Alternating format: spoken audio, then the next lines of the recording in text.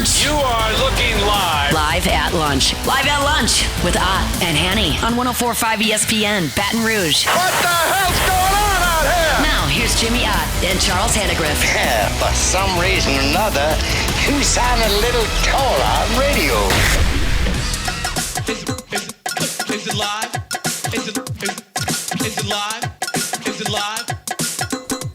From the original walk-ons, Burbank at Nicholson, just a little under a mile away from Tiger Stadium. Welcome to the Thursday edition, Live at Lunch, 104.5 ESPN Baton Rouge. Charles Hannegriff, Jimmy Ott, Max Gotro, and Jordan Kinchin's back in the studio. Colucci with us in a half an hour. I don't know that we could ever get him maybe in as good a mood as he's going to be in today between the Knicks and the Vegas Golden. I guess it's the Canadians. He'd be pouting about them Canadians. Well, man. but he got his hometown, adopted hometown. You know where he lives now in the finals. And no, he's a season ticket holder. Yeah. So I would imagine he's going to be in a pretty good mood. We'll check in with him in about a half an hour. We're a day away from the Super Regional starting around the country. Softball last night, hockey tonight. But so you mentioned hockey. We got the NBA, and the road teams take a 1-0 lead in both hockey and both basketball. And I guess the $1 million question from me, Charlie, is which one's got the more competitive series? I'm gonna. By the way, the basketball game was great last night. The last 2 minutes kind of got a little bit, but Brunson, turned it up a big notch after being really struggling for most of the night. But he's an all-timer as far as closers, man. Yeah. We've seen it too many times. But what a game, man! With 2.5 minutes to go, it was either. I forget who was up one. I'm like, man, I was into it, man. It was a hard-played basketball game. Now it really was, and the transformation of a player, at least the opinion of a player, for both of us, you more than me, but both of us really, in these playoffs. I don't know if I could do more of a 180 on Karl Anthony Towns than what we've seen earlier in these playoffs when the Knicks started to roll and the ball started to move and they started to use Towns as a facilitator. It made all the difference in the world on what New York was doing offensively, and that was great. Towns has always been an offensive player. Got good touch. We talked about his free throw shooting and all that stuff. When he became a facilitator, too, the Knicks became a problem offensively. And I understand that Brunson is the headliner, and I know why. But the most important guy for them is Cat. We are on the same page. You add the defensive effort, which to me was the biggest story of the game last night, that he put on the scariest guy in the league right now, in Victor Wembanyama. And they put some size on him. And Karl Anthony Towns was out there. He was moving his feet. He was contesting shots. He was giving Victor fits. And this was he outplayed him by a lot. And, this was when we talked about, you got all over Chet Holmgren, and I understand why, rightfully so. If he could have given them anything remotely close to this on Victor, and I understand he's not as thick and physical a player, but he does have some size, some length.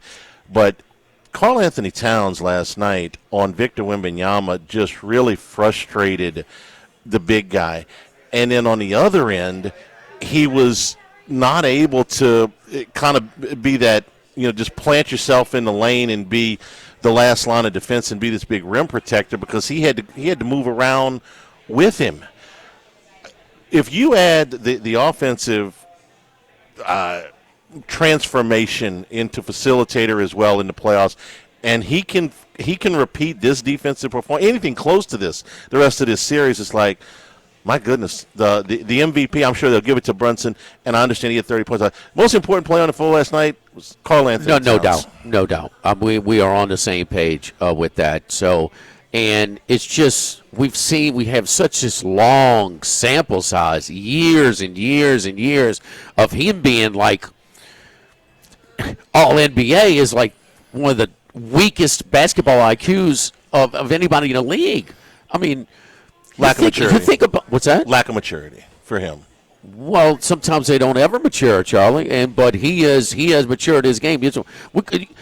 That's one thing for guys to get better and smarter and wiser and tougher later on. We get that, but a lot of those guys didn't start as the dumbest player in the league. Maybe, I mean, they used to be very, very talented. We talk about it. Never been at least American. I don't know what Wemby and Dirk shot as 7-footers and when they were 18, 19 years old in whatever league they were playing. From the line. But this guy, there's never been a 7-footer in the States as a freshman in college to shoot the free throw percent. He's got skills. He showed skills in Minnesota. But he's picking up 2 or 3 cheap fouls, just reaching fouls with 50 feet from the basket. Over and complaining when he hatchets a guy. Yeah. Just so out of touch, for years and years. And it was even a saying when he was at Minnesota. Man, really? Do you really want to back a team that you got to depend on Karl Anthony Towns? He says, no. Well, now, can we depend on him? I mean, he's smarter. He's way more aggressive. Man, that physicality in the paint, Wemby didn't want that smoke. He backed down for Karl Anthony Towns. What's he do when he shoot 9 and 10 threes instead of mixing it up down low? I mean, that's a win for the Spurs opposition. The one thing Wembanyama was able to do was he did get to the free throw line enough, but you're right. He ended up taking 9 threes last night. And I don't know that he had maybe 1 or 2 uncontested looks the entire night from the perimeter. They did a great job on him. You talked about Brunson closing it out. Yeah, absolutely. The other 2 things that happened in this game, 3. Number 1, Josh Hart. Didn't score many points, but for a 6'5" guy, he's grabbing every loose ball. He's grabbing every loose rebound. He's distributing the ball. He had 4 steals last night. He had a stat line that hasn't been seen since Larry Bird in the finals to lead the game in the finals in rebounds, assists, and steals. You got to go all the way back to Bird in the 80s. The second thing. De'Aaron Fox disappeared for most of this game. There was a little flurry at the end of the first half where he had a steal and a dunk, and then the next possession he dished for an open 3. But other than that, he was invisible, especially in the fourth quarter, which you and I were talking pre-show about where's Dylan Harper down the stretch. And I understand you're going with your veteran, but well, actually, I don't understand because Harper had even for a rookie, so completely outplayed Fox last night.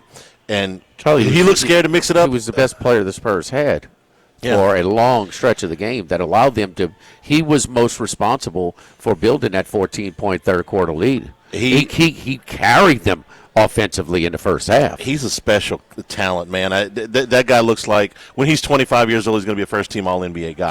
Castle still does. He attacks. He finishes. He has sort of these artistic finishes that look like they're going in, but he seems to finish every time. So he was that. But Harper, and that was Harper. Wemby in spurts. And I'm talking less – they need to be more regular. These spurts of energy and aggression need to happen more regularly. You can't do it at the end of the game when your team's down 10, try and bail them out, okay? You have to do it more. But that's the 2 guys that the Spurs are that challenged. Fox, you don't know what you're getting with right now. Maybe the time off is Game 7, guess what? He was shooting. If he plays like that in Game 7 in Oklahoma City, they don't win. But he's been more off.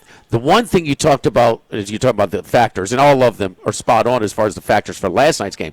This Josh Hart stuff's nothing new.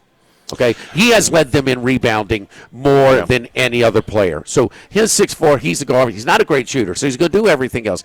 And so you have these role players. He's their worm. He's their Dennis Rodman. Yeah. I mean, he's going to defend. He's going to rebound. He's going to, get you extra possessions. He's going to run the floor. But you really don't want him shooting. Game 2 against Cleveland, he hit him. But he was off last night. I mean, and he didn't shoot very much, to his credit. He only took 5 shots. You got to recognize. Recognize. So it's just, but to go down the roster on the Knicks of who played, who didn't contribute? Alvarez. I mean, Alvarado. Yeah. I mean, No, he gave him 10 good minutes. When they could not score, he was popping down some shots. Yes. Mitchell Robinson, I thought, defensively. Oh, no, Mitchell Robinson, sir. No, he's everybody contributes on that team. Their role identification, and this is where the coaching comes in. And then again, we have this long sample size of Mike Brown. Okay, he's LeBron's coach early, and then it's kind of a mediocre at best, mediocre to weak type of coach. Him to put this team and their understanding their role, and also the ball movement, to have a plan. This was a mismatch on the bench last night. A mismatch. Yeah. The Harper thing alone, it makes it. Harper. Okay. How about in the second quarter? And Massaro brought this up last week. But talking about when they go out and they go into this hyper speed. Like, wait a minute, you're trying to increase the amount of possessions when Wemby's on the bench? That seems backwards, huh? Yeah. Okay, so I understand you want to play fast. And even he said it, the young coach, he said it in the postgame. He said, yeah, there's some parts in the second quarter where maybe we want to play fast, but, in Barkley's best, he quoted John Wooden, play fast, not hurried.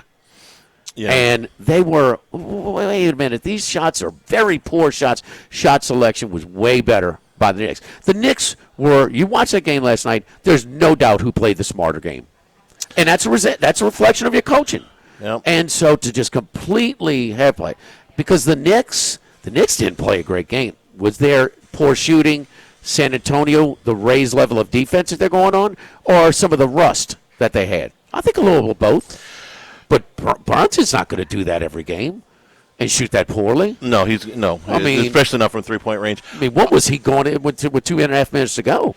I mean, he was. Yeah, it was ugly. It was even worse. Okay, so the Knicks, who again have got 5 starters, all in their primes, all of the roles, everything. They've now won 12 in a row. They have covered, you said, 11 of the 12? 11 of the 12, yeah. Game 2 against Philly, the only one they didn't. This is 7 in a row by double digits. We're talking about playoff basketball right here. 7 in a row by double digits. They're now obviously the betting favorites as well for the series, having taken game 1. They're minus 140, 139, and the Spurs are plus 115 coming back.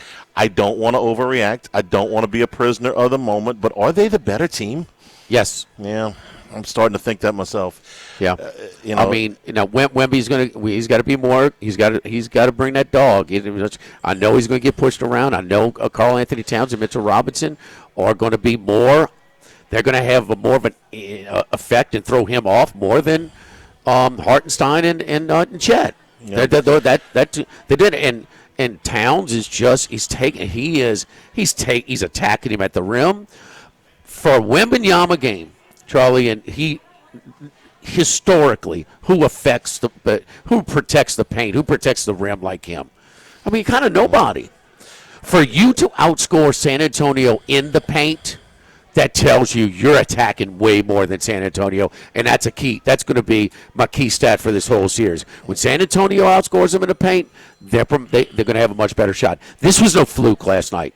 This was no fluke. The Knicks deserved to win, and that's why I got off a lot of it at half, because I said, man, the Knicks are very much in this game. The Spurs are ahead of schedule with where they are in the development of this team with these rookies, okay? But there's been 2 other superstars in the last, we got to go back 30 years almost, that got their teams to the finals probably sooner than anybody thought, and they both got swept. Shaquille O'Neal was one. LeBron James was the other. O'Neal made it, I think, in year 3. James was year 4. They both got swept. I'm not saying San Antonio is going to get swept. Look, Victor could pop 42 and 22 again. He's capable of that. And I think he'll have one of those games, but they're going to have more. It's just his approach. He can control his approach. Yeah. And when the by far the best game he's had was game 1. He shot 1 3-pointer, played more minutes than ever. Keep in mind, double overtime, until they needed that one at the end of regulation, the one from the logo. He was down there in attacking that. Now, they foolishly had Caruso on him for too long of a time. That's one thing to throw it out there. That's fine, but too long, and maybe that led to. But he played with a fire. Part of this with their youth last night, where they lost it, was their mental preparation. They did not respect the Knicks like they did OKC in these game ones. No way. I think they got their attention now. Yeah. Oh, yes. Yes. You think the Garden will be hopping on Monday? What's that? You think the Garden will be hopping on Monday? How about all the Knicks fans in San Antonio? I saw a little bit of that. It was more so how vocal they were. Yeah. Okay, but you could tell they were in the building the whole game. And as it got out of hand, they filtered down when San Antonio. Sure. But how much are they just goofy or giddy or antagonistic or all of the above? I don't know, but where'd you get that story from about the guy that went down there and was cheaper? They got, obviously, a lot of people with things are expensive in New York. People got more discretionary money. They got some people with some money. They're excited as heck, so that's an emotional buy. But there's several guys that said that they flew down to San Antonio, bought a secondary market ticket, stayed in the hotel, flew back for less than going to the Garden. Hottest ticket in New York since I don't know when. I can't. That's one thing for Philly to give up on their team down 2-0 and 3-0, or Cleveland to give up down 2-0 or 3-0. Game one with all this excitement, this is an exciting time. Wemby's first game of finals, and that many people got in. And it was so, I don't know if it's 5%, 8%, or whatever they had, 4% of the crowd, but they sounded like about 30. They've been holding it in for 50 years. Yeah, they're loud, man. We got some new stuff on the menu at Walk-Ons. Well, World Cup is just around the corner. So we got the Catch the Cup campaign going on. It starts, our new cocktail, Melon Ball Margarita, will be featured starting Monday. So it's, again, in a specialty cup, a souvenir cup to take home with you in celebration of the World Cup. So the Melon Ball Margarita is a refreshing, summery, vibrant cocktail made with pineapple juice, Mexican lime, and agave nectar, Midori melon liqueur, and Casamigos Blanco. So really a nice, refreshing drink for the summer sporting event over here in the States in the World Cup. And also we got two menu items. Charlie, but we're going to sample as soon as we're done today. And one is a Southwest Chicken Bowl, a fiesta blend of rice, sweet corn, black beans, tomatoes, peppers, onions, topped with blackened chicken breasts, seasoned to perfection with their blackened and seasoned, and seared spicy ranch. Pickled red onions and avocado. The Southwest Chicken Bowl, so really fresh type of a nice summery dish as well. And then, Charlie, you're on assignment for the Sweet Chili Shrimp Bowl. So we got a big bed of fluffy white rice topped with mango salsa, diced cucumbers, red cabbage, blackened shrimp, and I've been tossed in a sweet chili glaze and avocado. So some blackened and grilled shrimp and chicken items for the summertime over here at Walk-Ons. Live, the original Walk-Ons live at lunch, 104.5 ESPN Baton Rouge.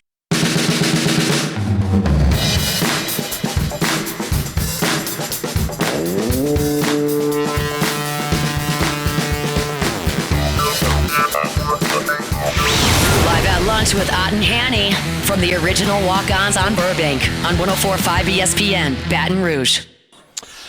Remember, you can always get the show on demand, 1045ESPN.com, LouisianaSports.net. It's brought to you by Supreme Rice.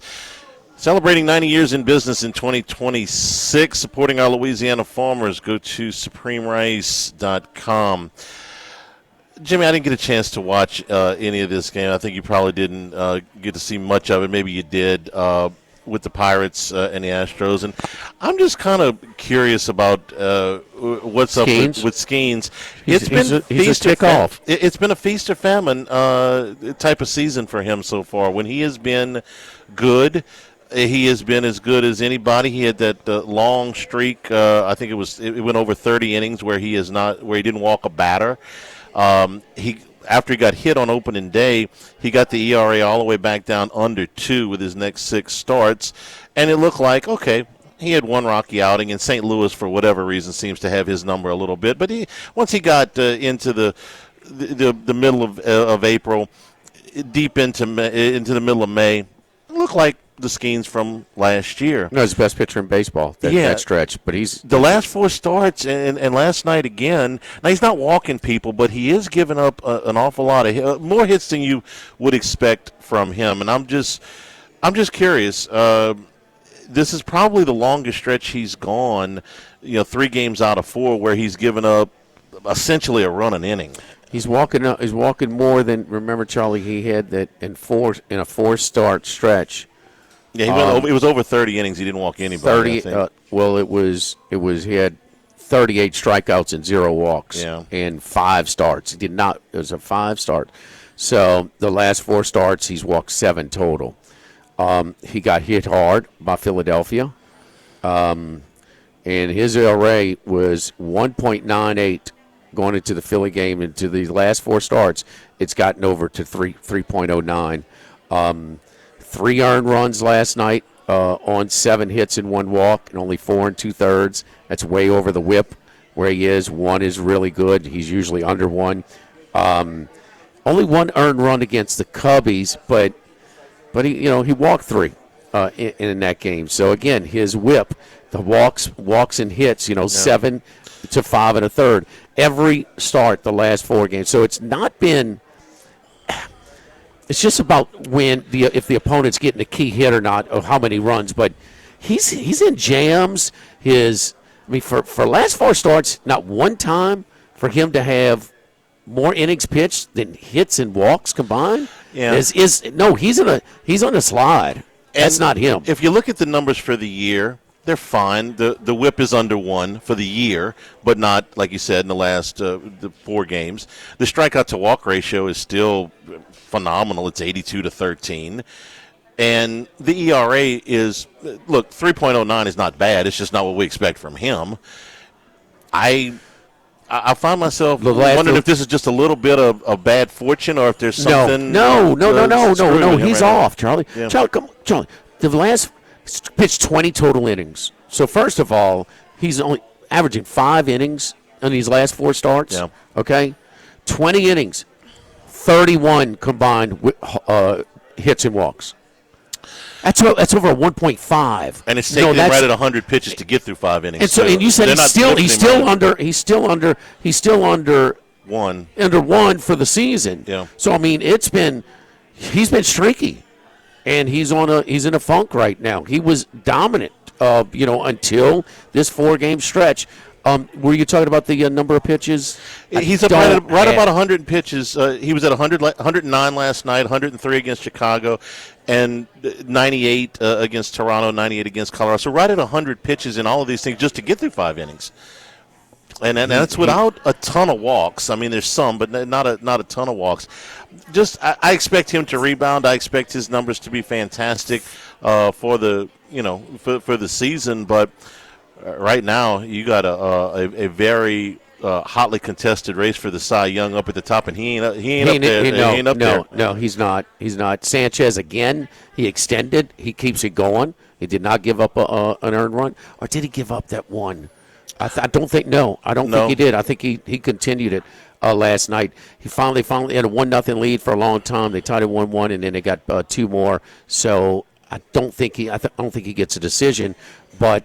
I don't think he gave up an earned run, and so that streak has continued. He's the It was 1 earned run. Well, he did get. So they 1. gave up. Yeah. All right. So he gave up. Finally, the streak is broken. Ohtani didn't give up an earned run last night. No.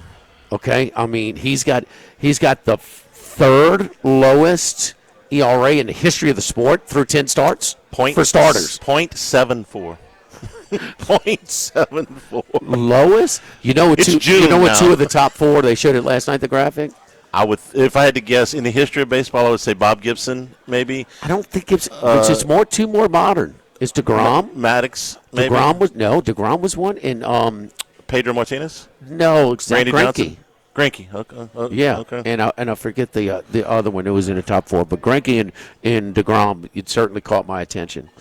Huh. Well. Just kind of. He's just.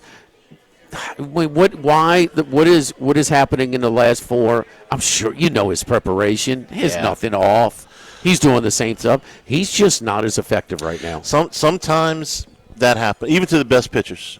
Sometimes you just get in a little bit of. It happens to everybody who's ever towed the rubber. We just expect superhuman things out of him. Mm-hmm. And.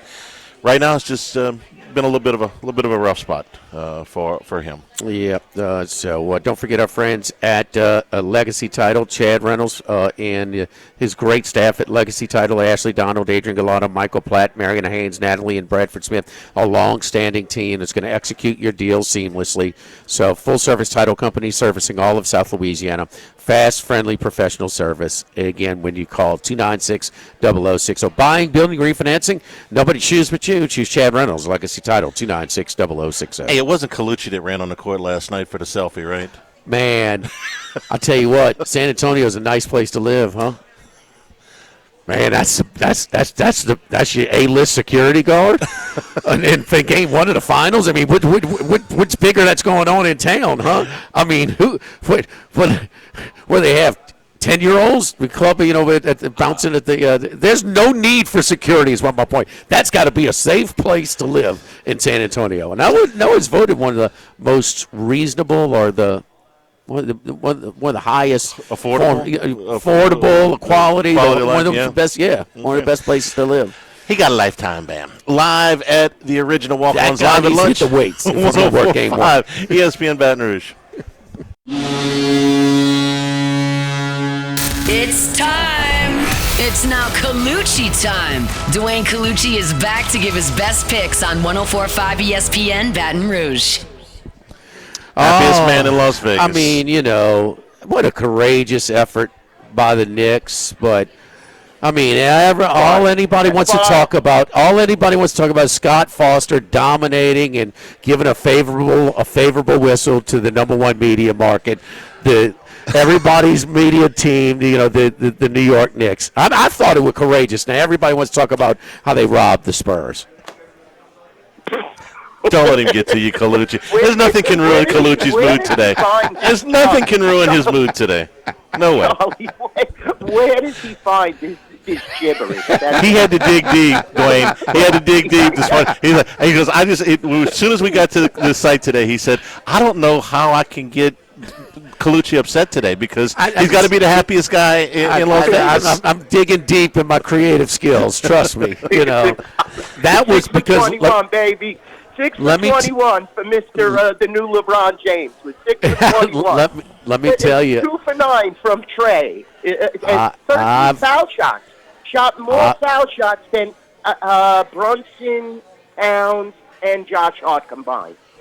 And you're saying favorable calls. Wow, that's great. That's not me. I thought the Knicks were great. I mean, but all everybody wants to talk about is these favorable calls, a favorable whistle from Scott Foster. Don't let him get to you, Colucci. All I know is that they got the spread at like 6, so I don't know what these people are thinking. I mean, if you didn't see it last night, it's a totally different type of basketball that the East Coast plays, and it wasn't anything like the OKC series, but Wembanyama played his worst game that I've seen in the past 20, so he's definitely going to step it back up, and that's going to happen. But the problem is that nobody can contain Brunson, and Brunson didn't play all that well. I mean, he shot 12 of 31, guys, so shots. He didn't have his best game. This is going to be an interesting. The role players are the key, guys. The role players. The guys like Josh Hart, 15 rebounds. Towns played within himself. He didn't go crazy. You had the bench going. Shamet was playing great. He's just unbelievable at times. And, the Knicks just put it together, and it shows. I say it time and time again, the difference between Thibodeau and Mike Brown, night and day. And, the Knicks are very perceptive to Brown's team. And, they're playing into it, but this is going to be a long series. I mean, I'm not, nowhere near polishing the title as of yet. This is going to be very long series. Brown completely undressed the young coach for San Antonio last night, period. I mean, mentally preparing his team, tactically, the spacing to try and limit as much as Wemby's effect, on defending the rim as much. They attacked. When you're playing a game against Wembanyama and you have more points in the paint, you're the more aggressive team. And look, we talk about the Knicks' lack of opposition sometimes. Well, Wemby hadn't had a guy like Karl Anthony Towns banging on him. We've never seen Karl Anthony Towns play defense like that on an elite player. I haven't. That was great last night. He's had a really, really high basketball IQ spurt, Charlie, the postseason. This is going on for quite some time. We saw it on the offensive end, but last night we saw it on the defensive end too. Well, certainly this is a bigger challenge, but he's been playing hard. We just had this long sample size of him being so dumb for so long. And the dumb fouls in the head case and him screaming, and when he obviously fouls the guy and just, taking himself out of it, just him. He is matured.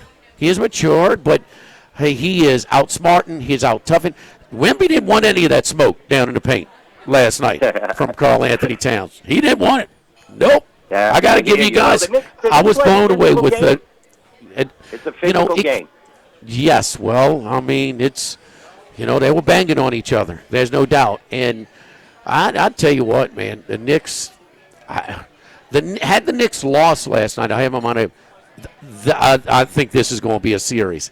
I'm not so sure if the Spurs can extend this series for deep into this. You know, Jimmy, they're going to shoot better from three. I mean, look at some of these numbers. Castle 1 for 5. I mean, the kid from St. John's played good there, Champagne. He was 5 for 10, but Vassell was 1 for 6. Fox was terrible, 0 for 4, 3 for 13 from the field. Harper 1 for 4. So these guys shot horribly, but some of that was because of the Knicks playing ferocious defense and playing a physical the Knicks defense was good. The Knicks defense is part of it. And part of it is, even when De'Aaron Fox had some, he's just off or on right now. I don't know if that little time off affected his sharpness, but he hasn't. I just think that this was not a fluke win last night. Right. I mean, the better team won last night. And so it's just, Wembanyama's got to get down there and Karl Anthony Towns is going to he's going to beat him up if he wants down. He's going to have to pay a price. You want him, if you're the Spurs opponent, floating around, shooting 9 or 10 threes. That's a win. Yeah, definitely. If you have him out there, he was the difference maker without a doubt, and the rebound was hard. Great. All right, what about these Knicks fans? Do they try to be antagonistic and obnoxious? I mean, what's up? Obnoxious. I mean, it puts a little damper on the victory. I mean, there were only 4 arrests, I think. That's it. Last night. That's it. That's all, Charlie. But I mean, they just get a little too crazy. And what hurts is that none of these people, basically, that are acting like this they have witnessed the last title that they had. I barely did, and it's just, where do they come out of the woodwork from? That's the whole key. And you would see it, too, with the Yankees, don't get me wrong, but the Knicks not winning since 73, that's a little different. And, the Rangers have won a title since then. You've seen the Giants have won multiple titles. Knicks are, running neck and neck with the Jets, so this is definitely an exciting time for New York Knicks fans. And, it's just, they need to stay classy, the Ron Burgundy line, stay classy. I mean, they kind of took over at the end. I mean, it's just, I was amazed how many got in and how loud they were. You can expect more for Game 2 tomorrow night, so we will see. But I mean, I just wish Charles Oakley was still playing so he could have handled that guy running. How about the guy running on the court? They allow him. How do they not break him in half, in his phone in half when he's doing selfies on the court? I mean, where's Charles Oakley to put it to knock him sideways? Huh? He's banned. He's banned from Madison Square Garden. If you haven't, Oakley would have heard him. Oakley's still banned. Right, but Oakley is banned. Oakley is totally banned. You can't start screwing with the ownership and fighting with security. Charles Oakley makes such a big stink out of it, and that's part of the reason that he's not allowed back in the facility. And Charles Oakley was a solid player. Don't get me wrong, but he was a part of the losing tradition with Patrick Ewing. He takes pot shots now at Ewing that he wasn't a good teammate. Is he really a Knick? Charles Oakley just bashing ex-teammates and stuff. I think it's better, and you see all the superstar power that they throw on the sidelines, whether it's Freewell, Marbury, Bernard King. These guys were Knick legends, and, they stay classy with it, and they're very classy legends. Whereas, I just never felt that about Charles Oakley. He's just an antagonist that, actually started with Jordan and should have stayed with Jordan. He would have won a lot of titles if he stayed there. So, he did the impossible. He did the impossible. He made James Dolan look like the good guy, which is almost impossible to do. Yeah, it's incredible. It's a loss for words because you know how Dolan's. He's terrible. I mean, that's just my opinion. His personality-wise, and he definitely has a will to win, but. So, Kaluch, what was the action? Was it all Knicks last night?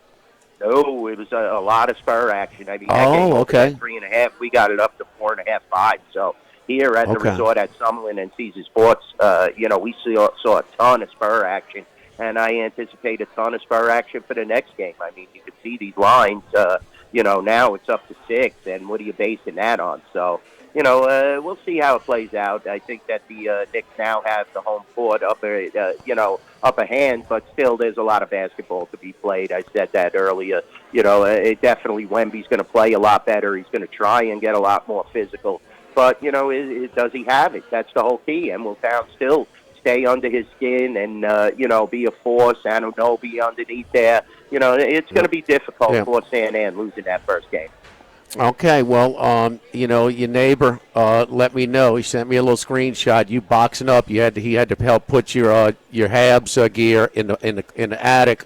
Said you got a lot of black and gold Golden Knights gear, more prevalent. Flag now in front, the hockey sticks, the whole thing. I mean, how about you flipped over? You're front running with the Knicks now, the Golden Knights. We never heard about this. You support these Knicks all of a sudden. The Cowboys win the Super Bowl, and Colucci ran into a genie somewhere because the guy gave him 3 wishes. Maybe the Cowboys will win the Week 2 Super Bowl. They play the Saints in Week 2. All right. Knicks, Golden Knights, and Cowboys. Yeah, anybody could have seen what that. What a combination, right, Charles? Yeah, I mean, what else did you ask the genie for? You like Carolina to bounce back tonight?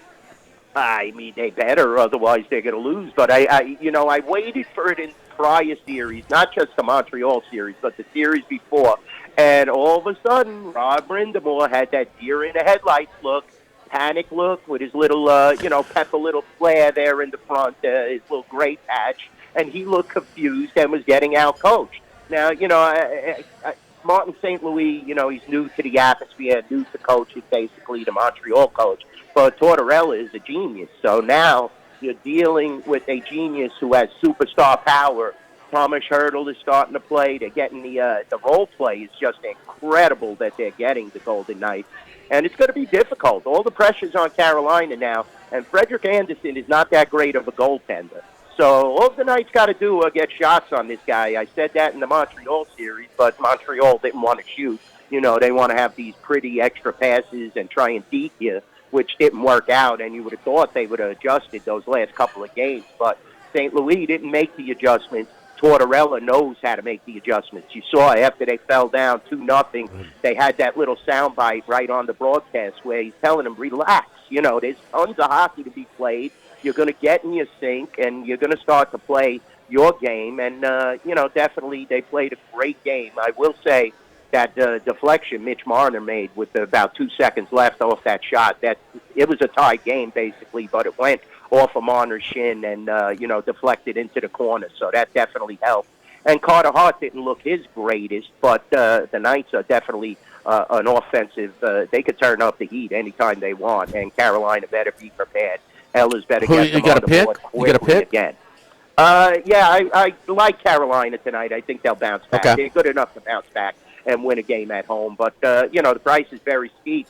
You're looking at 165 at the resort at Summerlin and Caesar Sports. So, that's a steep line, and you have to lay a lot. I wouldn't, maybe. All right, before we get against, we got Carolina minus 65. What about the Belmont or anything on the card on Saturday? The Belmont, definitely. I'm looking at Chief Wallaby. He's 3-1, the 3-horse.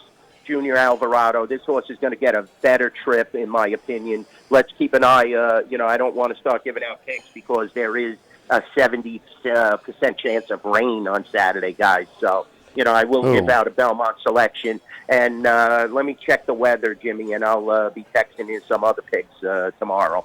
Okay. All right. Yeah, last year. last year before it gets back to Belmont. So Renegade ever running a slop? Renegade. Renegade's a solid horse regardless, Charlie. I'll be honest with you. He's going to be solid. He's tough to beat. And if he runs his race in IRAD, he's going to crush. Hey, Dwayne, did he run a higher buyer at the Derby than the winner? Because he had so much, he got banged around so much. I'm pretty sure it was the same, Jimmy. I same? thought it was Okay. Equal to the winner. Okay. Because I mean, that's pretty impressive by Renegade. I mean, to get one of those horses on the inside to get slammed like that, and to still have all that run. So we will see. Chief Wallaby, to want to consider for tomorrow. So we'll check on the rain. All right, Dwayne, we appreciate it, buddy. So calm down. I mean, we'll get that Canadians gear out maybe for next year. So Yeah. Unfortunately, they'll get one. They'll get one with this roster. These guys are signed through the 2030. So we got the star power, and McDavid. The word is he wants to come to Montreal, but they better not give up too much for him.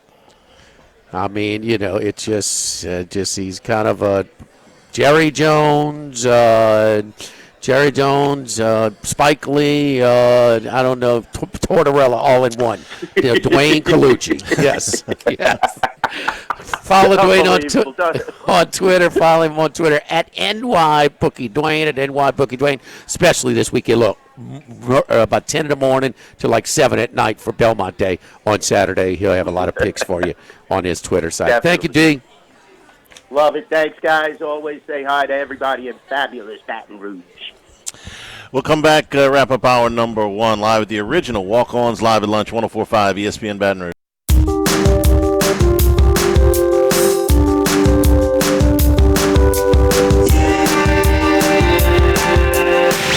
Live at lunch with Ott and Hanny from the original Walk-Ons on Burbank on 104.5 ESPN Baton Rouge.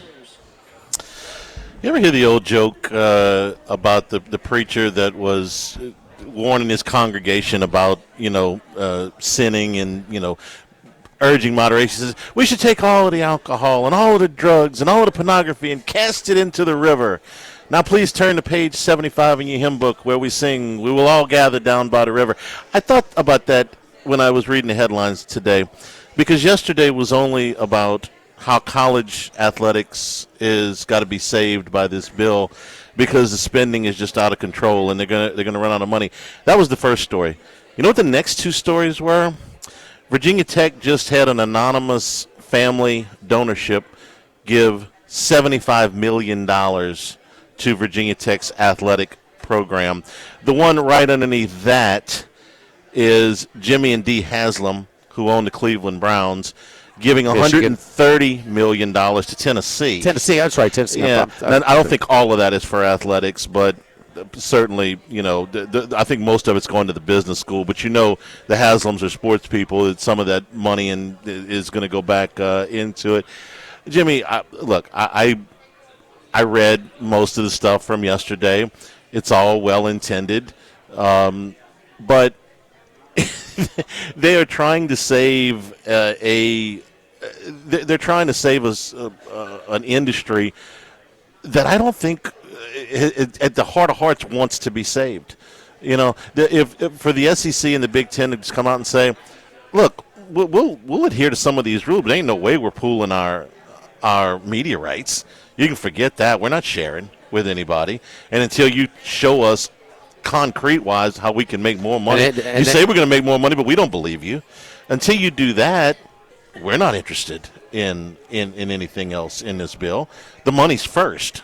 You get that squared away, and we'll talk about player eligibility, but you better get my money squared away first. They want more. Yes, they're not going to give up the status in the financial arrangements financial advantages that they have over all of the other conferences. They're not doing that, but they also want some help on self-control.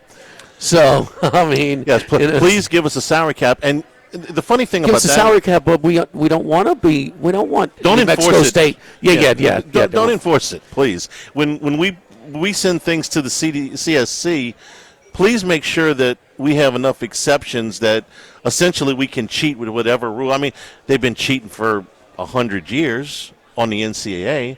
They're just going to cheat on somebody different. So, but please give us rules that we can easily break. You know, that's what I thought about when I saw this morning. It's like this is all very well intended, okay?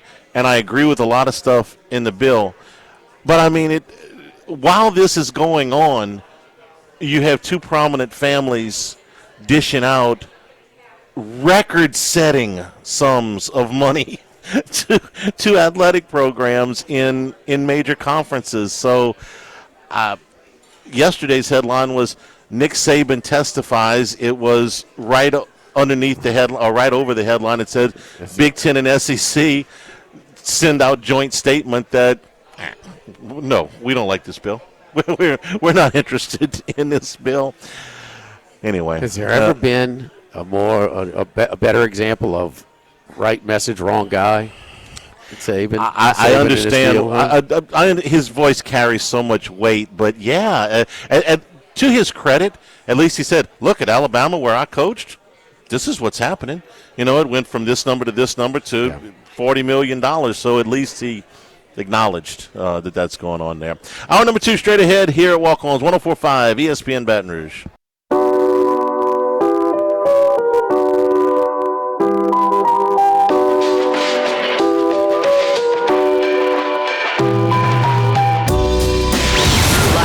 With Ott and Hanny from the original Walk-Ons on Burbank on 104.5 ESPN, Baton Rouge. And return here at the original Walk-Ons, Burbank at Nicholson. Just a real short little walk over to Tiger Stadium. And this place is going to be hopping in the fall with the best home schedule ever, I think, for LSU. Ever? But maybe. Certainly in the conversation, I think. The year when they had Ohio State, A&M, Miami that year, yeah. That's the one that always comes to mind. 1988, which was also the year of the earthquake game when they played Auburn. So yeah, that's the other one that's in the conversation. But before we get to football season, we got World Cup starting. World Cup. We got new stuff on the menu. Yeah, and our stuff starts Monday with the kind of a World Cup Casamigos tumbler that you can take home if you order the melon ball margarita. The new cocktail will be available beginning Monday, June 8th. So nice, summery, refreshing cocktail made with pineapple juice, Mexican lime, and agave nectar, Midori melon liqueur, and Casamigos Blanco. So catch the cup campaign over here at Walk-Ons with the souvenir cups with the melon ball margaritas and our specialty cocktails in celebration of the World Cup. And we also got 2 summer items, so a couple of bowls. First, the Southwest Chicken Bowl.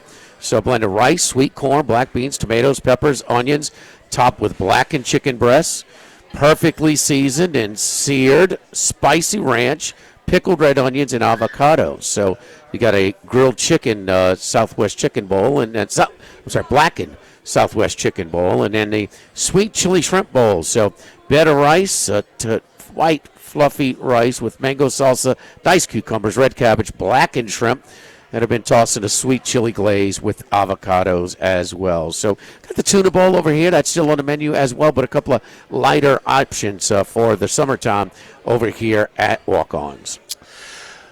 Remember we used to talk when Will Wade was here the first time about his non-conference schedule? We both are in favor of scheduling up. He always different on it a little bit. I differ with him on it a little bit. Yeah, I always liked it when he would go out and find some of these mid-majors that had experienced teams, because those would be big RPI helper. It was RPI then, any team now, but it would always help him come tournament time with power ranking and stuff like that. You didn't like it as much because it did give you a chance for losses when you had a young team and they had more experience. Strategically, old veteran mid-major teams, and he was scheduling a lot of those. Yeah. Veteran mid-major teams are going to have an advantage because of their continuity within their roster from year to year. Now, no mid-majors are holding on to their players anymore. Yeah. But those teams that came back returning 5 starters, for 3 seniors and 2 redshirt juniors, playing those teams, that's done now. That's done now. But that's what I had a problem. You're playing them when it comes tournament time. Their RPI, they were a stronger team in December because of the continuity from year to year in their roster. Correct. With having so much back. So without being able to predict as accurately those mid-majors who are going to finish with high RPIs, weaker. Yeah. Wade is scheduling up even more. How many times have you been asked since he got the job, what kind of team is he going to have, the roster and all that? Said every time. He thinks he's going to have a really good roster. He thinks he's going to get most, if not all, of these kids eligible, or at the very least is going to have a roster that is capable of competing in the top 20. Is that fair? Very fair. He thinks. Okay. He must think that because after scheduling in Houston last week, not on campus, but in the Toyota Center. Yeah. No, that's not. Sorry, Toyota Center. Toyota Center. Yeah, the normal one is Fertitta. Yeah. Now he has scheduled Gonzaga on campus at Gonzaga. Okay. Okay, in Spokane. And LSU is also going to be in this tournament in Palm Springs. Who's in that one? There's some big schools. I don't know. I would be lying to you if I told you how good. I'll give you the list. Okay. USC. Yeah, I mean, well, what's the names there? I mean, from Arkansas. Help me out. The little guy. Musselman. Musselman. Yes. Charlie, I'm getting old. Come on, help me out. Arizona State, new coach. Hurley's gone. Who did they hire again? Oh gosh, they're probably in a little transition mode, but I mean they've got some resources there. St. Louis, Josh. That guy he stayed there. They signed him to the long. That's right. So he's there. Stanford, not what they once were, but still an ACC school. Colorado, I have no idea what they got. South Carolina, who they probably won't play. They'll probably be on the other side of the bracket because they're in the same conference. It's a good tournament. Yeah. So if you got Houston and Gonzaga and you're going to play multiple games in this tournament, he is not in any way scheduling down. He shouldn't. Well, I mean, they're going to have some. They're going to have some cupcakes in there too. Sure, you have to have some home games, the bye games, just to make the budget work. Who's the best, the top non-conference home game? I don't have the whole schedule yet. This is just what we got. The ones you're talking about are all on the road. Yeah. So road or neutral. Road or neutral. If you're scheduling, Houston's going to be good. Gonzaga's going to be good, and not just good, but like top 10 good. Gonzaga, don't know. Top 20 on the outside. I don't know. Yeah. I really don't. I mean, they're in an interesting transition. They were supposed to be better than what they were last year. Did they make it to the second week of the tournament?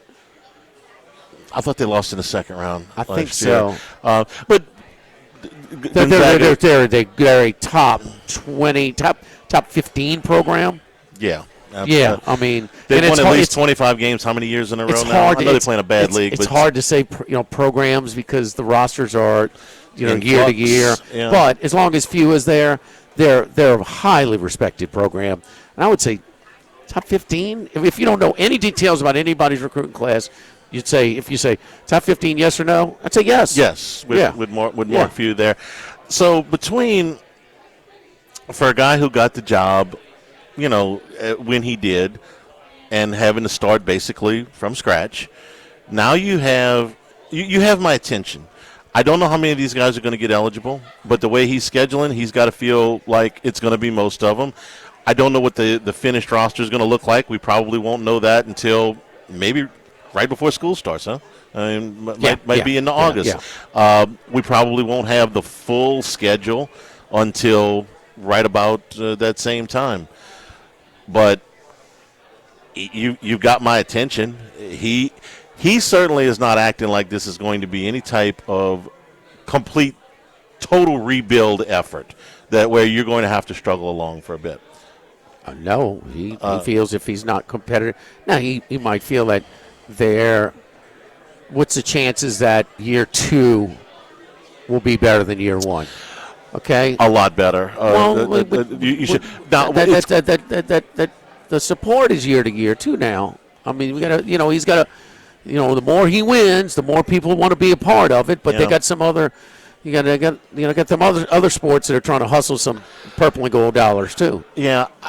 The thing about year 2 for him is it's going to look drastically different than year 1 because I firmly expect that we will get some type of finality to the eligibility of, I'm just going to call them professional players, okay, European and otherwise. And you're going to have probably, I think, the 5-for-5 rule passed by this time next year. So you will be able to there'll be a whole slew of fifth-year seniors that'll be in the transfer portal at the end of the year. So it's going to be a different type of roster-building exercise than what it was this year. But, as long as it's available to him, he's going to go out and get it. As far as quad 1 and quad 2, when you play Houston in the Toyota Center, is that a neutral? Okay. It is considered. Okay, so like when LSU beat SMU last year, that was considered neutral in New Orleans. In New Orleans, yes. Okay. It was. There was one where they had pulled a fast one. They'd gotten a neutral site out of it. Are you thinking of gymnastics? Yeah, that's exactly what it was. Jay Clark got credit for playing when you struggle, a neutral site. I help you out. Thank you. When I can't remember a last name, which is every day, you just sit there and let me. It's not die on the vine. It's not out of spite. It's because I can't remember either. Okay. I knew exactly what you were thinking. Now. I was trying to. It was that sort of friendly that Arizona State needed a meet because they got canceled, like in the Big 12. Yeah, and NC State maybe. You got like Alabama. Alabama hung around for a couple extra days. So they played it down to River Center. You got credit for that was a road or away and playing. It's pretty shrewd by Jay Clark. Jay Clark, boy. Yeah, he's a pretty bright guy.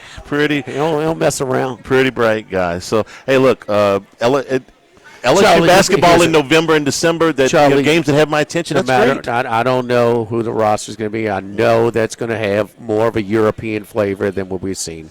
We saw two teams with the majority of their starters, European starters, two teams make it to the Final Four, in Arizona and Illinois. All right, they're coming over here at a pace because the market is supporting it.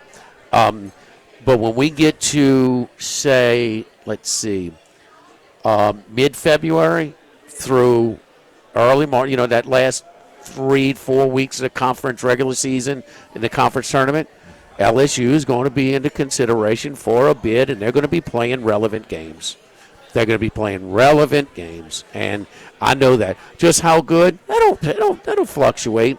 But LSU, year in and year out with Will Wade here, and again, the rules have changed since he's been here last too, roster building, but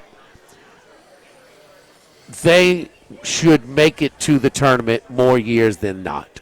That's what I'll say in the next 5 years or so.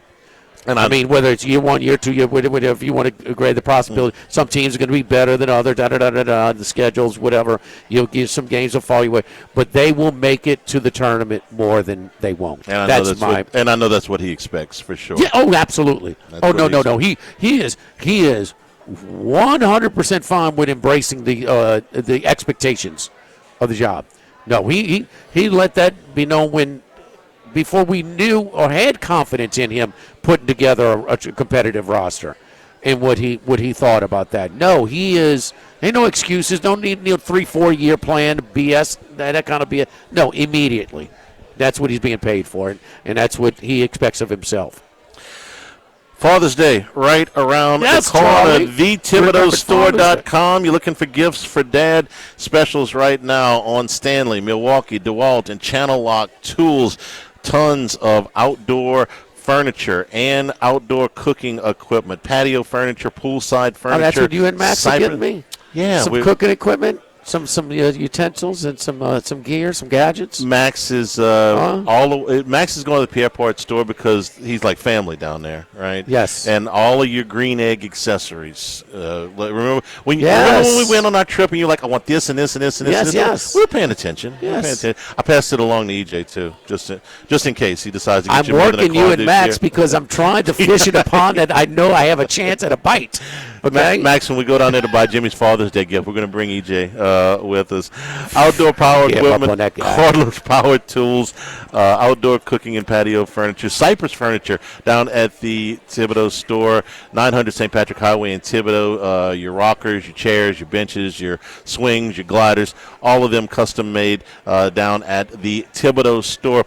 Open in LaRose and Lockport. You can get lumber delivered out of 2 of the locations. You've got projects this summer where you are building. Online, thethibodeaustore.com will get you to all 4 site locations. So do your shopping online or in person. Love that place. In Pierre Part, it is on Highway 70. And again, 900 St. Patrick Highway in Thibodeau. thethibodeaustore.com.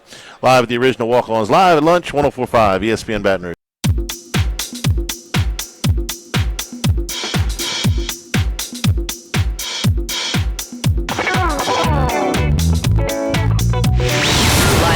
With Ott and Hanny from the original Walk-Ons on Burbank on 104.5 ESPN, Baton Rouge. And we're also brought to you by Louisiana Health and Injury Centers, helping you deal with pain. Dr. Michael Goff and his staff will pinpoint those problem areas for you. If you're having back pain, you're having muscle soreness, you're having neck pain, things that are keeping you from getting around as well as you'd like, just a constant pain, a throbbing, whatever. They'll target those problem areas and get you to feeling better. The Lord knows they've done a great job for us over the years. Whether you need just a program for exercise and stretches that'll get some of the things loosened up, or you need dry needling, electric nerve stimulation, cryo, or ultrasound therapy, we can help you out. Airline Highway, Plank Road, Jefferson Highway near Drusilla. Dr. Michael Goff, Louisiana Health and Injury Centers. Saints going through OTAs. Alvin Kamara, his attendance was not expected. Usually he works out on his own, but he was there. That's really? One contract. He was there yesterday. Did some individual work. Didn't do too much in the 7-on-7s, it seems like, but he was there. He talked to reporters afterwards. Said, "Hey, look, I still got my locker. My fingerprint still works to get me in the door. So yeah, I'm here in what's a crowded running back room now. All of a sudden, the other story, the other contract. Because if Kamara comes back, there's going to have to be some kind of adjustment to his contract. It's already been adjusted more times than we can count, but given his production, they're going to have to do something. The other one is Chris Olave, and whether they're going to get an extension done before the season.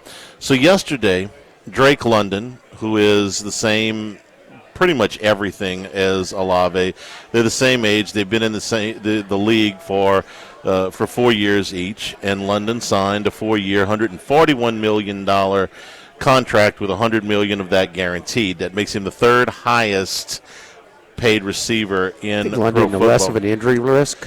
Well, I'm gonna give you the numbers, and then I'm gonna ask you what you think about this. London has played. He has missed 6 games in his 4-year career. Olave has missed 11. Okay. So it's not Olave's played 7 less games than London. Moving forward, when you're giving that money, don't you think Olave is? He is more of an injury risk. Just how much? Is it enough to? Let me give you the total numbers, and then I'm going to give you a number that might surprise you. So it's 100 catches for Olave last year for 1,163 yards and 9 touchdowns. That was more. There was more catches, more yards, and more touchdowns in London. Now, London missed 5 games last year.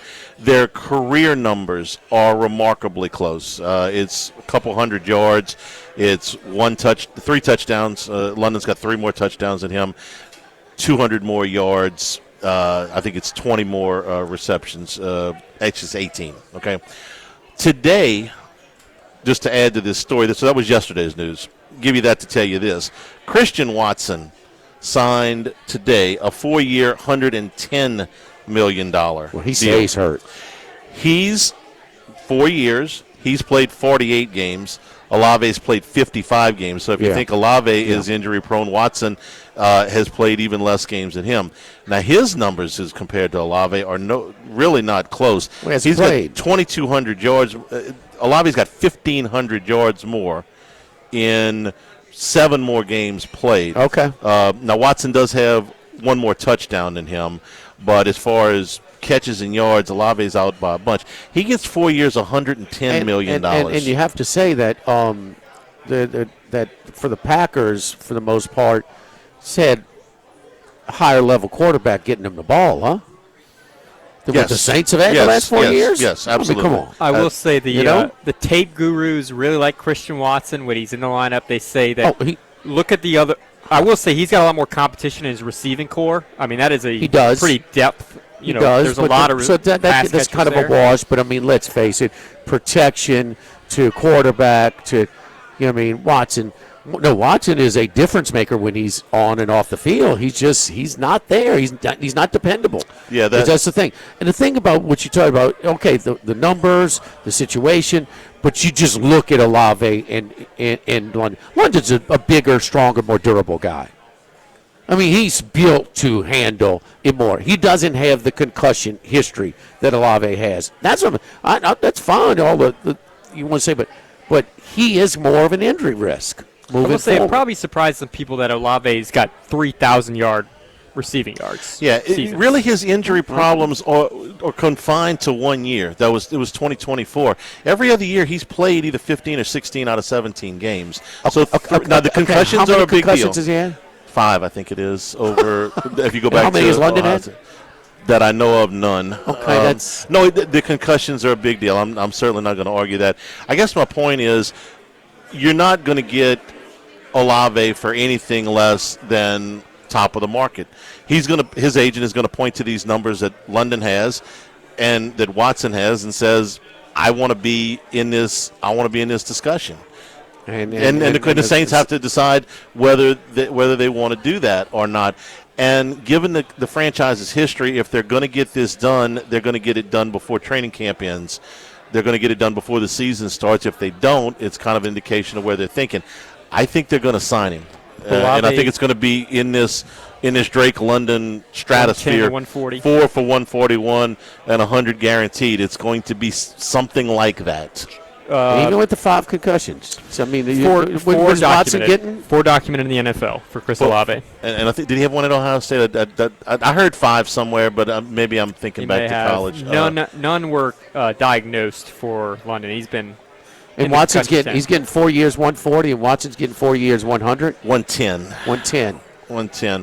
And Watson has missed a lot. Closer to Watson than London? No, actually, I don't. Okay. Given the so you got over 4 year 125. That's right in between those two. I would say that if the Saints sign Olave before the regular season starts, he will be within 4 years 5 to 10% of what London's getting. 4 year 125 is the number, is the line. Over. Okay, that's over. Yeah, come in. Over. I'm trying to simplify this for you, man. Okay. Yeah. Carry the one. Would you do it? I'm really torn. I'm really torn. If he plays 4 years, he'll be worth that money. If he's 25 years old, so you're talking about somebody that is supposed to be entering his prime. If he can duplicate these numbers that he had in his first 4 years in the next 4 years, then this is what that production is rewarded Max, for. what's his drop rate? Olave? Yeah, compared to London. Doesn't strike me as a dropper, do you? Olave has, yes. Yeah. He's had some, and I'm not talking about getting your hands on one, or, no, I'm talking about some dropsies. Looks like about 5% for his career. See what Drake London's at. He doesn't strike me as a guy that, London strikes me as more dependable hands too. I mean, I'm not going to tell you he's never dropped any, but I don't look at him as somebody and he's also made some really nice catches. He shows some nice hands at times, but he'll have a dropsy every now. Only 2 for London last year, so I don't know what his career stats are, but the other thing you have Olave had him at 5, you said, or he's at 5%. 5% for his career is what it looks like. He had 100 receptions last year, so 5 compared. He's not as dependable as all. So if you give him this contract, you're going to be paying him as your number 1 receiver. Is he going to be the number 1 receiver? Well, Charlie, you don't you think they want to provide their young quarterback, their young franchise quarterback, with as many. Yes, which is why I think they're going to sign him. Exactly. So that's why Olave is in a good spot. You also if Jordan Tyson does become your number one receiver, these 4 years that Olave, that you're paying him number one receiver dollars, you're going to have Tyson on a rookie contract.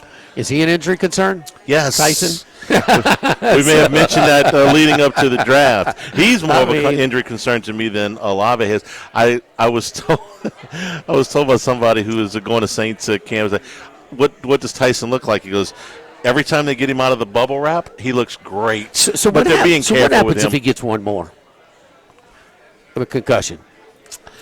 He contemplated retirement before. And if he retires, you're on the hook for a lot of this. You know, and they had to swallow that when Ramczyk had to retire. And so, Charlie, when you were trying to compare, that's fine, all the paper and everything, but London doesn't have that concern. You know, he's one hit away from retirement, possible retirement. Yeah, no, you have to factor it in. I can't argue that. And you still think he's going to get over 125? I do. Yeah, okay. I do. Because he is dependable when he's in there, and he does. And you got your young quarterback. He's productive when he's in there. If he doesn't get it from the Saints, he's going to get it from somewhere else. I feel confident in that, unless the Saints don't sign him and he plays out his option, which I can't imagine the Saints would let him go for nothing. And then he would get hurt again this year. And not a concussion, but he would have some type of injury that would. London's already played more games. He's bigger and stronger and put together to be more durable. And he doesn't have 4 to 5 documented concussions. I don't think he's going to get quite what London got, but I think he's going to be close. I think he'll be over the 125, the 125 to 1. Would you sign him? Listen, the Saints, their roster, they have to take chances. Yeah, I don't think it's a slam dunk. Either way. Oh, well, if it was, they'd have gotten it. How many other starting receivers have 4 documented concussions? Off the top of my head, I can't name another one. Probably not a lot. I can't. He's near the top of the list as far as injury concerned. Yes, he has played more than you would think, but that's one hit away, man. Max, would you sign him? What's the deal? Let's split the difference between 125. 4 years, 125, right in between. In between what Watson and London got. No. You'd say no. I like him a lot. I think he's a little underrated by even the Saints fan base, but I'm concerned, like you said, about the injuries. And he's a good player, but I do worry if like you said, that one lights out moment, you could be on the hook for something you don't want. Although the problem is, where else are you going to look? You kind of need another number one wide receiver right now. They want to be a year away from being really, really good, I think. I think their plan is to contend for the division this year and be in the mix next year. Well, they got buku receivers over there. They brought Valet in last year. They brought Polk in last year. They brought Palmer in last year. They drafted 3 receivers, including one in the first round. It's a crowded, and that's before you get to Olave. It's a crowded room. There's a lot of guys. Now, I don't know if any of them can be as productive. No. Olave is the best one. And Tyson needs to be the best one. Tyson needs to, and, I think they got a steal in Bryce Lance, but we'll see. Don't forget our friends over at Relief Windows and ReliefWindows.com for if your homeowners association requires wood windows like mine does, you got to go get the wood windows from Relief Windows. These wooden windows, they are made using R-Last wood. The gelled windows using R-Last wood, frame windows that come with a 20-year general warranty and a lifetime limited warranty against rot and termites. So they're treated all the way through, and not just to the frame. So these wood frame windows are built to last. There's no doubt. Treated straight through to the core again, and not just on the surface like a lot of wood windows. They're not cheap. Do it right the first time, and do it to where they are going to last. Mine are they look great. They're functional, and they're going to last. Man, South Louisiana weather conditions are brutal. Relief Windows and the R-Last gel wind windows, warranty windows from Relief Windows and ReliefWindows.com. Live at the original walk-ons, live at lunch, 104.5 ESPN Baton Rouge.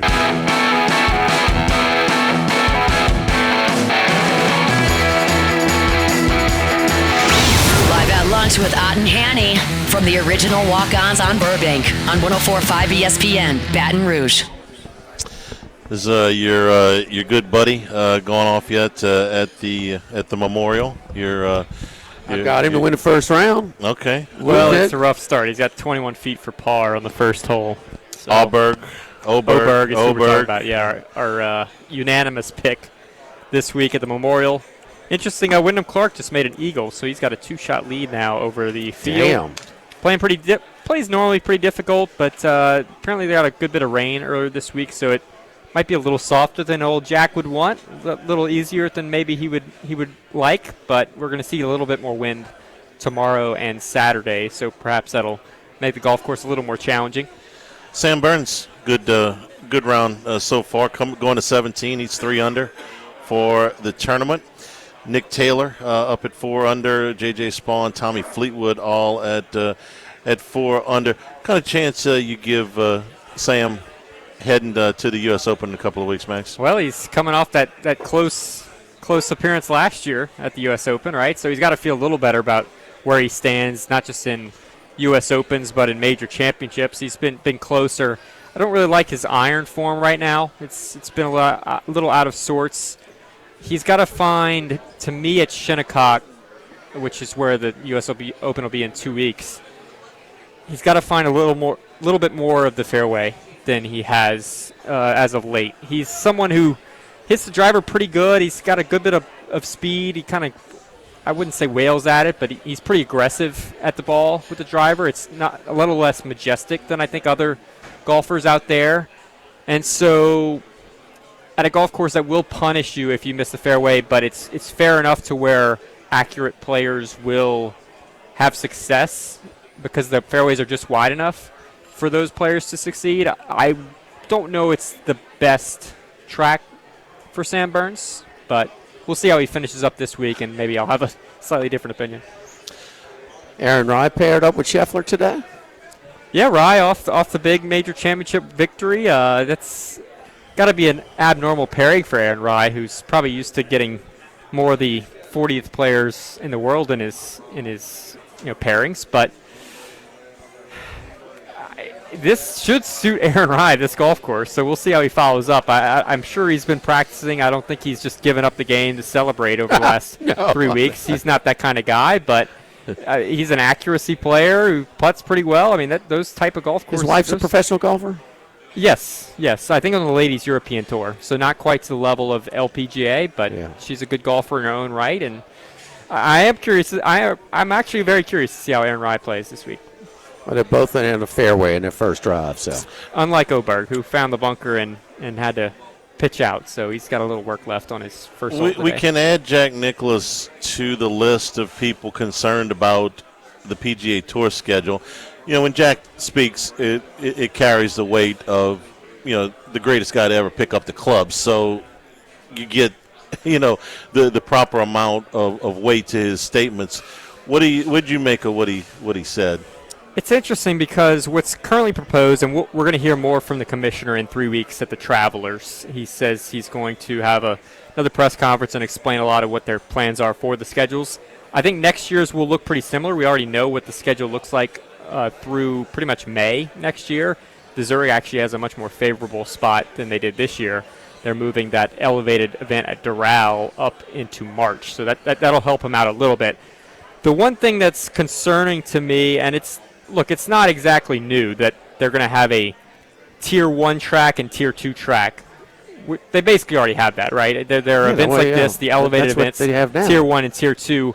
The one concerning report to me is a little bit that they're going to basically tell their best players you cannot play in Tier 2 events. So they're going to make the John Deere Classics, Zurich's pretty low. They don't have a whole lot of players, but basically you cannot play in these events. And that essentially makes the Tier 2 PGA Tour events into the Korn Ferry Tour. You basically have another lower-level tour where there's not even any fluctuation in terms of Scotty might play at the Rocket Classic or something, just out of the blue. It does happen from time to time. When you take away that process, and sponsors, I don't know how they get that done. I mean, Zurich has Shane Lowry on their payroll. They have some of the top players in the world. They want to see them show up at their events.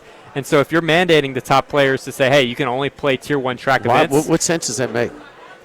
That's been the report. That's what's reported out there, that they would push that out. I think their idea, and this is the commissioner's idea, and I maybe disagree with this a little bit, is that we want, for our Tier 1 events, that everyone knows who's playing. If you turn on that event, if it's on the schedule, you're a casual golf fan, you know who's playing in that. You know all the top players in the world are playing. There's no, well, is Colin Morikawa playing this week? Is Scotty playing this week? They all play on the elevated event. Now, that's not necessarily true. We saw Rory skip an elevated event. We saw Scotty skip an elevated event. Okay. But they're mandated that they're required to play a certain number. Not anymore. It was that way. They could only skip one elevated event. That's not the case. They removed that at Rory's kind of request, even though he was one pushing for them to play in all of them at one point. So I'm curious to hear from the commissioner. Would the top player, the top players decide if they want to play in them or not. I mean, it's not as much, obviously. So I think it kind of works itself out as it is. I don't. It's kind of how it is, but I want a little more clarity, and we'll hear from, I guess it's the CEO, not the commissioner yet, but Brian Rolap. Why do you need clarity? I mean, it works. I mean, the top. Say what's the average? Say what's the last one? Was it last week? There was a level 2 event this past. I would say that, yes. Charles Schwab. Okay, and how many of the top 100 players did you have? 8. Top 100? Top 100. Oh no, you'd have more than that. It would have been 40 or so. The back so end. You don't want those 40 to participate in what? In the same level, the Tier 2 event moving forward. Yeah, they can, but it is very bottom heavy. If you're talking 40 of the top 100, I would say there was probably 2 of the top 20. But Oberg and Ben Griffin. The top, what are we talking about? Top 20, top 40, top 60, top 80? What players are you trying to say they can't play in these level 2 events? I think that the reports suggest like the top 30 or so would only be able to play. How many of the top 30 played last week? 5? 3 or 4. 3 or 4? Yeah, it was a significant drop from what Colonial normally gets. And if Scheffler and Spieth want to play, I mean, why not? I don't get it. You like this? No, I'm not a big fan. Yeah. That's why I want more clarity. I want to know exactly what they mean by, is this true that you're going to basically mandate Tier 1 players cannot play in any circumstance in Tier 2 events? And secondly, how are you spacing this out? Is it going to be an every other week thing that you're going to have a Tier 1 event? Or are you going to change the schedule massively in 2028? They've talked about moving events to some of the bigger markets, Chicago, New York, Denver. They're chasing those type of events.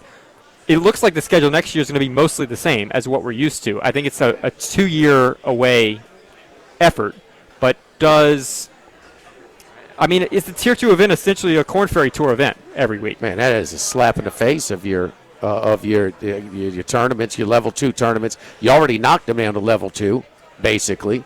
Okay, you've harmed them enough. You want to just they're going to ask off for the less pasture? sponsorship money, though, right? Yeah, I mean you're going to get less. That's what they said. You're going to get less. They're going to elevate. What did Honda do when they knocked them down their status? They left. Belly up. And, look, there are some reports that Rocket Mortgage, for example, they currently sponsor a tournament that would be considered Tier 2 as of now.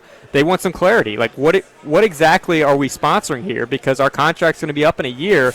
We don't want a Tier 2 event where we can't even sponsor a couple guys who are relevant to play in this event. And so I do think it's a challenge for the PGA Tour to get sponsorships behind this if you're going to be a Tier 2 event. Maybe you'll find some smaller companies that would be okay with pushing that out.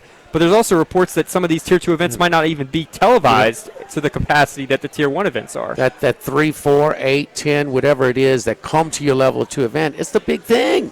Sure. I mean, we talk about with Zurich. What are we talking about? Well, who's playing?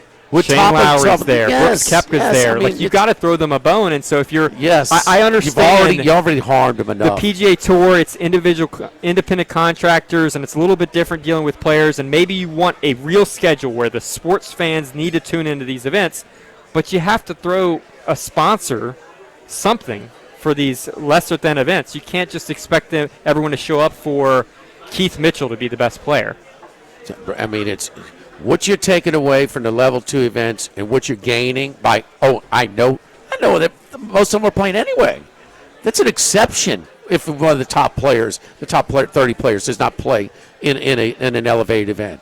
I mean, I think you might get more Tier 1 events. I think that's the big push, is that they want we're going to create more Tier 1 events because Scotty's not playing in the Rocket Classic. We're going to be able to add 3, 4, 5 elevated events, but the other ones are going to go way down the tube.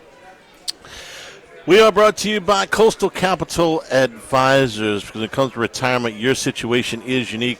Let Phil Fontenot and his staff help you out. They'll answer your questions. As you don't want to get to a stage in your life where there's unknowns when it comes to your retirement. So let them map out a strategy for you so that you have the peace of mind knowing that you've got a plan heading into it. It doesn't matter what your age is. It doesn't matter where you are salary-wise. They'll take a plan, it makes sense for you, and they'll get you on the right track. Schedule an appointment, coastalcapitaladv.com. You're going to be very, very pleased with the results that you get. I know that certainly in our family, we have been very pleased with the level of service and the answers that we're getting to those very important questions when it comes to retirement.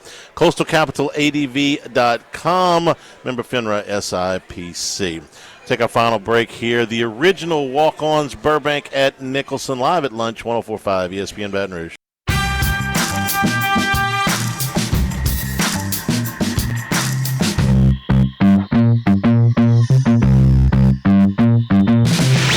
Live at lunch with Ott and Hanny from the original walk-ons on Burbank on 104.5 ESPN Baton Rouge. Guardians and the Yankees started here about 15 minutes or so ago. No score in the first, but the story is that Aaron Judge is out of the lineup again. He's been out since Sunday, and now they're saying this could be a month that Judge is going to miss. No, that's not official. I've just heard some speculation from people who follow the Yankees that they feel like they've seen this before with some of the Yankee injury news where it becomes a day-to-day thing, and next thing you know, one of their big players is out a month or so when all is said and done. So that's a bit of speculation, I would say there. They're calling it a mysterious injury. Well, because you take a day off on Tuesday night, okay, that's one thing. But then Wednesday, now third day in a row, no, you're injured. I mean, so rib cage is what they're saying. I don't. Is that what they're speculating?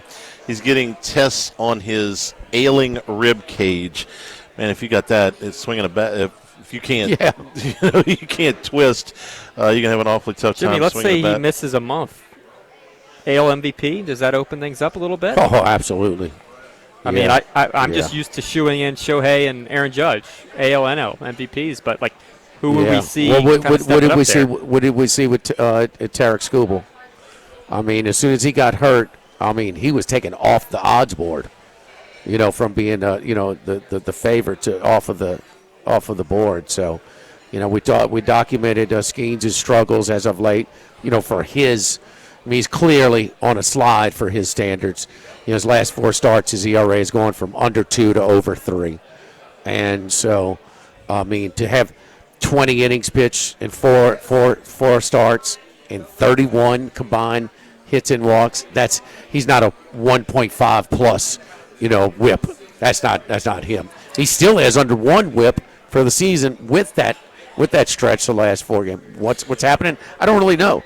Exactly what it is, but yeah, if Judge misses a month, it's going to hurt. Alvarez, would Alvarez have a real shot if the Astros finish in 4th or 5th place? Yeah, I don't. He's leading the league in batting average, home runs, and he's second in RBIs by 1. The voters today, Charles. Yes, he would. Okay. It's a very numbers-driven voting contingency, and they have proved that whether you're. I mean, how did Skeens' team do last year? He won a Cy Young. That's right. Yeah. So we've seen. It started with, I forget exactly what, 10 years ago, whatever, with DeGrom. Yeah. DeGrom, Scherzer, and Nola that year. So no, he's very the Astros. He can't control the Astros are not nearly what they usually are, but he is mashing the ball, man. Bobby Witt Jr. currently second to Shohei and wins above replacement. Could you look at Bobby Witt Jr.? He's a star. He's great. There's no doubt they're major disappointment as a team. And part of it, yes, was Cal Raleigh, did he get a little extra because of Seattle's run? That's a little bit, yeah. I mean, so it does help when it's close. But it's not a requirement that your team has to be really good for you to get the award. Let's go the really good route. Let's say the Yankees. I mean, even without Aaron Judge, they could continue to win. Ben Rice has had a great year this year. Ben Rice is definitely. Yes. Look at it and hey, Judge was out a month. I wasn't. Charlie, the biggest of it's still recent. Because he's still an active player. God, he's never played on a winner. He's won all kinds of awards. Mike Trout. Yeah, you're right. I mean, they've shown, and that's the right thing. I mean, give it to the guy that is. No, when the NFL, when your team or the Heisman Trophy in football, boy, that quarterback, he gets all the credit or all the blame for wins and losses, man. You see awards won when a team loses on one game all the time in football. Game 2 tonight, Texas and Texas Tech. Texas won game 1. Texas Tech tries to keep their season alive tonight. So a little interesting last night. They don't the $1 million transfer from Stanford. They don't start her, but they bring her in the first inning, and she doesn't even pitch an inning before they take her out. Yeah. And she got hit some, but I mean. She is expected to start tonight.